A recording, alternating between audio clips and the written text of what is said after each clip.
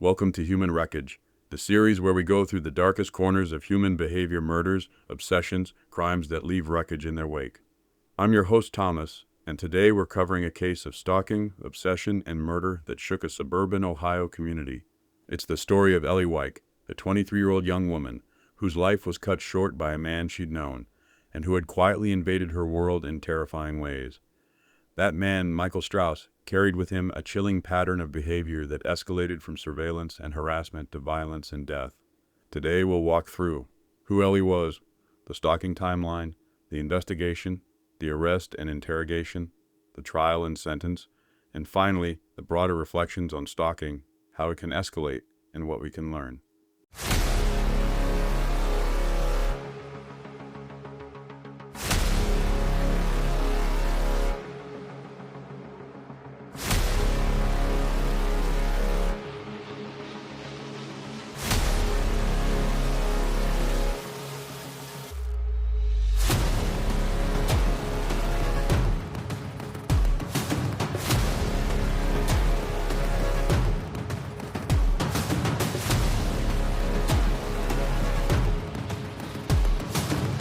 So let's begin with Ellie.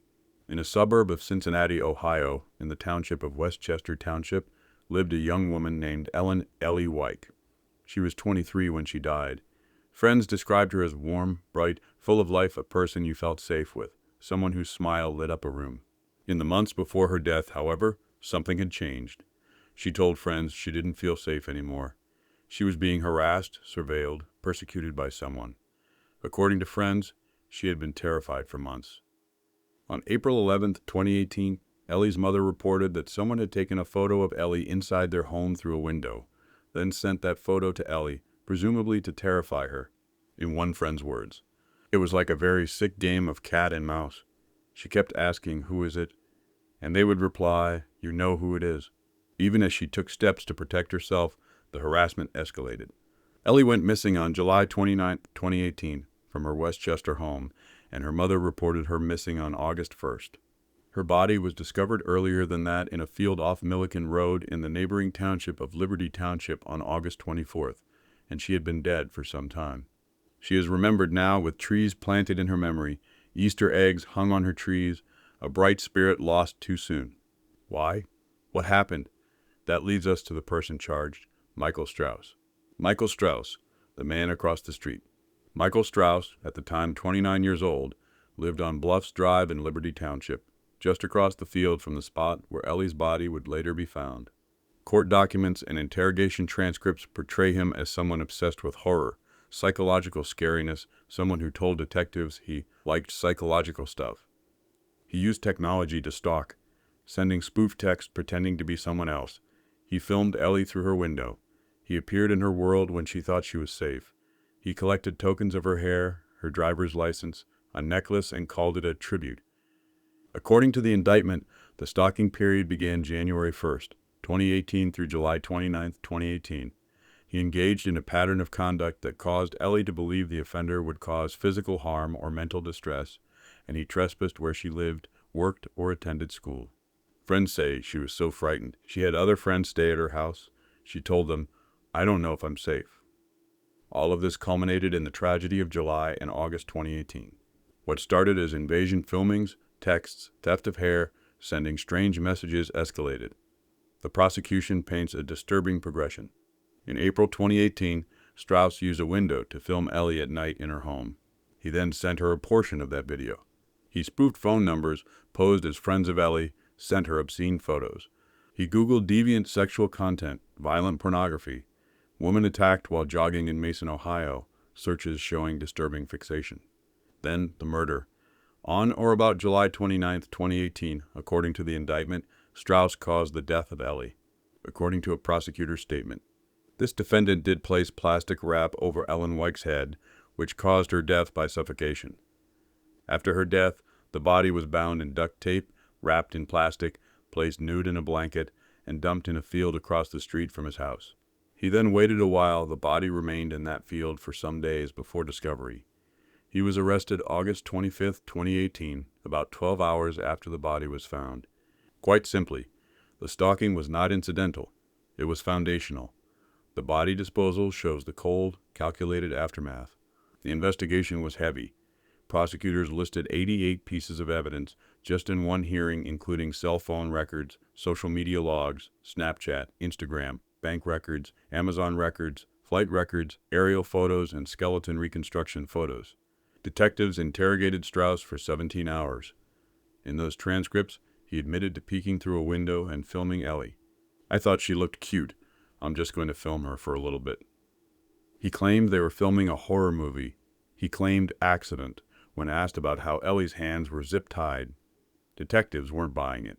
The case was sealed in many respects. Search warrants were sealed, details heavily redacted. Yet what emerged painted a stark picture of stalking leading to murder. The stalking charges were significant. Between January 1st and July 29th, Strauss's pattern of conduct caused Ellie to believe he would cause harm or distress. The bond was set at $4 million following the indictment.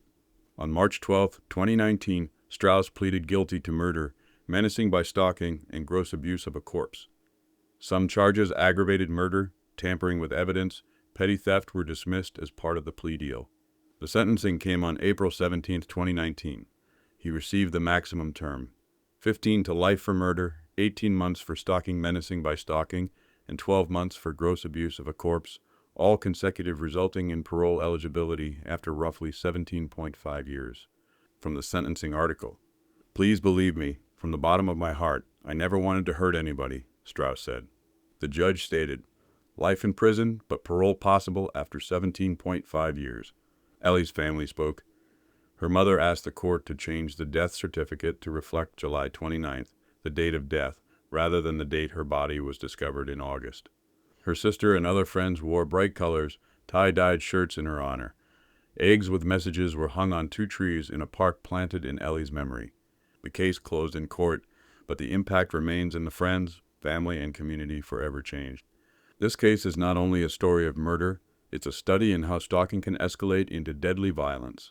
According to national data, victims of stalking are vulnerable, especially when the stalker engages in a pattern of behavior, trespass, harassment, and digital intrusion. Here are key takeaways. Stalking often begins softly and escalates. Ellie's case: first harassing text messages, photos, filming through windows, spoofing identities. The behavior escalated over 6 months. The indictment covers January to July. This is consistent with research showing stalking often builds over time and includes digital abuse, trespass, monitoring. Because stalking is often dismissed or underestimated, victims may not be protected. Ellie reported a harassment complaint in April. Police patrolled her house, but full-scale danger remained. This shows the difficulty.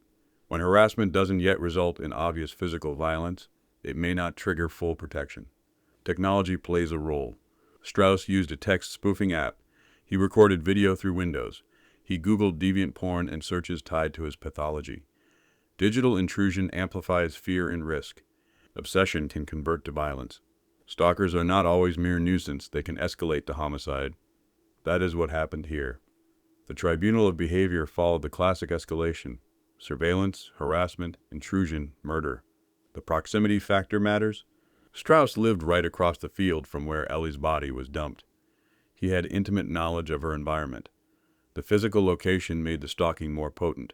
The aftermath is devastation. Ellie's family, friends, community, they pay the lifelong cost. The sentencing, the memorials, these are necessary, but they can't bring her back. Timeline of key events. To keep clarity, here is a timeline of major events in the case. July 2018, the stalking period. According to the indictment, Strauss engaged in a pattern of conduct causing Ellie to fear harm. April 11, 2018, Ellie's mother reports a photo taken of Ellie through the window was sent to her. April 14, 2018, Ellie tells a friend, "I don't know if I'm safe." July 29, 2018, on or about this date, the homicide is alleged to have occurred. August 1st, 2018, Ellie is reported missing by her mother. August 24th, 2018, Ellie's body is found in a field off Milliken Road, Liberty Township. August 25th, 2018, Strauss is arrested. March 12th, 2019, Strauss pleads guilty to murder, menacing by stalking, gross abuse of a corpse. April 17th, 2019, sentencing maximum term, eligible for parole after approx 17 and a half years. What we know about the homicide itself is chilling. The prosecution referenced plastic wrap over Ellie's head, suffocation, duct tape, blanket, dumping the nude body. These details reveal cold planning and depravity. In the interrogation, Strauss claimed they were filming a horror movie at Ellie's house and then at his house, and that what occurred was some kind of accident. Detectives rejected this explanation.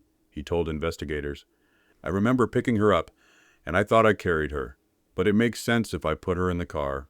But the physical evidence, Ellie's driver's license, her necklace, clump of hair in a tin labeled tribute at Strauss's residence, undermined his narrative. He attempted to frame it as consensual filming, but the reality, restraining, suffocating, disposing. This speaks to the interplay of stalking and homicide. The stalker moves from watching to controlling to killing. The crime scene shows the humiliation and dehumanization of the victim, body stripped, wrapped, hidden. The tribute of hair speaks to a pathological trophy-taking. At sentencing, Ellie's mother addressed the court, requesting the record highlight the actual date of death, July 29th, rather than the discovery date in August. She said, "I pray he experiences life in prison as long as we experience our lives without Ellie." Friends wore bright colors, tie-dye shirts, brought eggs with messages, and hung them on trees at Keener Park planted in her memory. One friend said, "She was the light in the dark room." Community reaction in Westchester and Liberty Townships was one of profound shock. How someone so young, vibrant, could be so violently taken. The case highlighted fears in suburban settings, the idea that danger isn't just downtown, but can exist next door. What can we take away beyond the horror? Victims of stalking may feel unsafe, but may not get full protective intervention. Ellie reported harassment, but once stalking escalates, the resources and protection may prove insufficient. Digital stalking is real and potent. Hidden cameras, window filming, spoof texts, collecting items all increase risk. Public awareness has been slow. Proximity equals risk. The fact Strauss lived across the street from the field where the body was dumped underscores how the neighbor can be the threat. Stalking to homicide link. Research indicates victims of stalking are at increased risk of harm, including homicide. Trophy-taking signals escalation. Hair in a tin, driver's license, necklace all speak to obsessive collection, a red flag. Parole eligibility is not immediate freedom.